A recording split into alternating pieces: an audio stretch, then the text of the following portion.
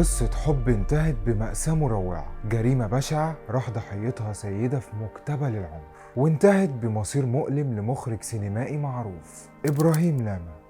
الحكاية بتبدأ في تشيلي في أمريكا الجنوبية، واللي استقر فيها بدر وإبراهيم لاما، وهاجروا مع أسرتهم في أواخر القرن ال19 واستقروا هناك وتعلموا وكبروا وخدوا الجنسية. كان عندهم شغف كبير بالفن وصناعة السينما، واللي ما كانتش لسه صناعة معروفة في العالم العربي، وعشان كده قرروا يشتروا معدات ومكان تصوير عشان يأسسوا أول شركة إنتاج سينمائي. أثناء وجودهم على الباخرة اللي هيسافروا عليها إبراهيم تعب، وساعتها اضطروا ينزلوا في أقرب مينا، وهي مينا اسكندرية، وتقريبا جو اسكندرية سحرهم، فقرروا يقعدوا ويأسسوا شركتهم من مصر، واللي لقوا فيها ساعتها كل المقومات اللي ممكن تخلي الشركة والصناعة دي تنجح. وبالفعل أسسوا شركتهم سنة 1926، وكان مقر الشركة في اسكندرية. الأخوين لاما كانوا وقتها متأثرين بسينما هوليوود، وده أثر على إنتاجهم اللي في أوقات كتير كان بيتهم إن فيه اقتباس حرفي ومفيهوش إبداع، خصوصا في بدايات التأسيس. وكان إبراهيم مسؤول عن إخراج الأفلام، وبدر هو البطل الأساسي لإنتاج الشركة. وكان بدر وقتها بيحاول يقلد حركات